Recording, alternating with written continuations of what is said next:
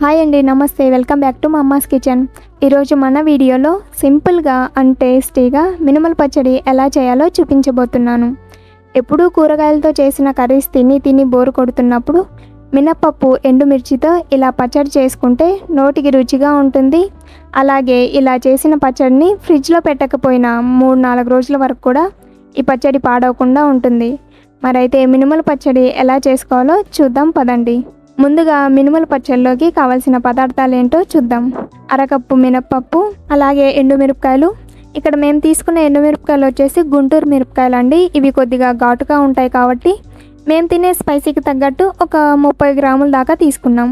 అలాగే కొద్దిగా కరివేపాకు, 1 టేబుల్ స్పూన్ దాకా జీలకర్ర, 1/2 టేబుల్ స్పూన్ ఆవాలు, అలాగే 2 టేబుల్ స్పూన్ల దాకా ధనియాలు, చిటికెడంత ఇంగువ, ఒక 2 టేబుల్ స్పూన్ల దాకా నూనె, అలాగే రుచికి తగ్గట్టు ఉప్పు. ఇక్కడ మినప్పప్పును గ్రైండ్ చేసుకుంటాం కాబట్టి మేము ఇక్కడ కల్లుప్పు అయితే తీసుకున్నాం. చిన్న నిమ్మకాయ సైజ్ అంత చింతపండును తీసుకొని వేడి నీళ్ళల్లో నానబెట్టుకోవాలి. చింతపండును వేడి నీళ్ళలోనే ఎందుకు నానబెట్టుకోవాలో తర్వాత చెప్తాను. ఈ వీడియోని ఎక్కడ స్కిప్ చేయకుండా ఎండ్ వరకు చూస్తే మీకే అర్థమవుతుంది చింతపండును వేడి నీళ్ళల్లో ఎందుకు నానబెట్టుకోవాలి అన్నది. మరి ఈ చిన్న టిప్ని మీరే తెలుసుకోవాలనుకుంటే ఈ వీడియోని ఎక్కడ స్కిప్ చేయకుండా ఎండ్ వరకు చూడండి, మీకే అర్థమవుతుంది. అలాగే మీడియం సైజు ఉల్లిపాయ 1 తీసుకొని ఇలా కొద్దిగా పెద్ద ముక్కలుగా కట్ చేసి పెట్టుకోవాలి. వీటితో పాటు 6-7 వెల్లుల్లిపాయలు కూడా తీసుకోవాలి. సో మినుముల పచ్చడిలోకి కావలసిన పదార్థాలు ఇవ్వండి. మరి ఇప్పుడు పచ్చడి ప్రిపేర్ చేసుకోవడానికి స్టవ్ పైన కడాయిలో 2 టేబుల్ స్పూన్ల దాకా ఆయిల్ పోసుకోవాలి.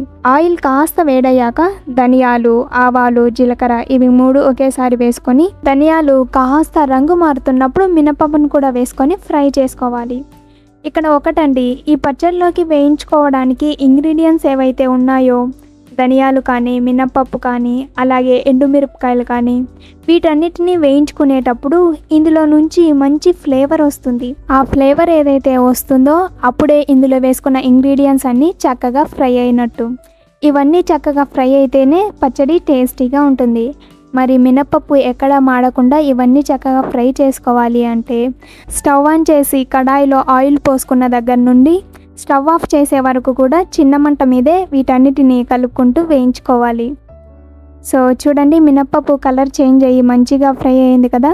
ఇప్పుడు ఇందులో కరివేపాకు అలాగే ఎండుమిరపకాయలు వేసి ఎండుమిరపకాయలు చక్కగా వేగే వరకు కలుపుకుంటూ వేయించుకోవాలి. చూడండి, ఎండుమిరపకాయలు ఇలా చక్కగా వేగి ఇందులోంచి మంచి ఫ్లేవర్ వస్తున్నప్పుడు చిటికెడంతా ఇంగువ వేసుకోవాలి.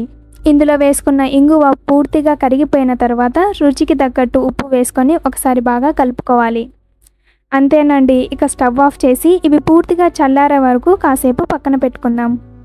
సో చూడండి, పూర్తిగా చల్లారింది. ఇప్పుడు మిక్సీ జార్లో వేసి ఇందులో నీళ్లు వేయకుండా మినప్పప్పు కొద్దిగా బరకగా ఉండేలా మిక్సీ పట్టుకోవాలి. మిక్సీ పట్టుకునేటప్పుడు మరీ ఎక్కువసేపు కంటిన్యూగా అలానే గ్రైండ్ చేయకుండా మధ్య మధ్యలో ఆపుకుంటూ గ్రైండ్ చేసుకోవాలి. సో చూడండి, ఇలా గ్రైండ్ చేసుకున్న తర్వాత ఇందులో వెల్లుల్లిపాయలు అలాగే నానబెట్టుకున్న చింతపండు నీళ్లు వేసి గ్రైండ్ చేసుకోవాలి. ఇలా గ్రైండ్ చేసుకున్న తర్వాత ఇందులో కట్ చేసుకున్న ఉల్లిపాయ ముక్కలు వేసి ఉల్లిపాయ ముక్కలు మరీ మెత్తగా అయ్యేలా గ్రైండ్ చేయకుండా కొద్దిగా ముక్కలుగా ఉండేలా గ్రైండ్ చేసుకోవాలి. సో చూడండి, ఈ విధంగా గ్రైండ్ చేసుకోవాలి. ఇలా గ్రైండ్ చేసుకుంటే పచ్చడి తినేటప్పుడు మినప్పప్పు అలాగే ఉల్లిపాయ ముక్కలు పంటికి తగులుతూ నోటికి రుచిగా ఉంటుంది. సో మనం చేసుకున్న మినుముల పచ్చడి రెడీ అయిపోయిందండి. చింతపండును వేడి నీళ్ళల్లో ఎందుకు నానబెట్టుకోవాలో లాస్ట్లో చెప్తానన్నాను కదా. చింతపండును వేడి నీళ్ళలో నానబెట్టుకొని అలాగే బాగా వేయించి చల్లార్చుకున్న మినప్పప్పు ఎండుమిర్చిని గ్రైండ్ చేసుకునేటప్పుడు నీళ్లు వేయకుండా గ్రైండ్ చేసుకుంటే ఈ మినుముల పచ్చడి ఫ్రిడ్జ్లో పెట్టకపోయినా రూమ్ టెంపరేచర్లోనే 3-4 రోజుల వరకు కూడా స్టోర్ చేసుకోవచ్చు. సో చూసారు కదండి, ఇలాంటి చిన్న టిప్స్ పాటిస్తూ మీరు ఇంట్లో ట్రై చేసి ఎలా ఉందో మీ ఫీడ్బ్యాక్ని మాతో షేర్ చేసుకోండి. ఈ వీడియో మీకు నచ్చినట్లయితే లైక్ చేయండి, మన ఛానల్ని సబ్స్క్రైబ్ చేసుకోండి. బాయ్.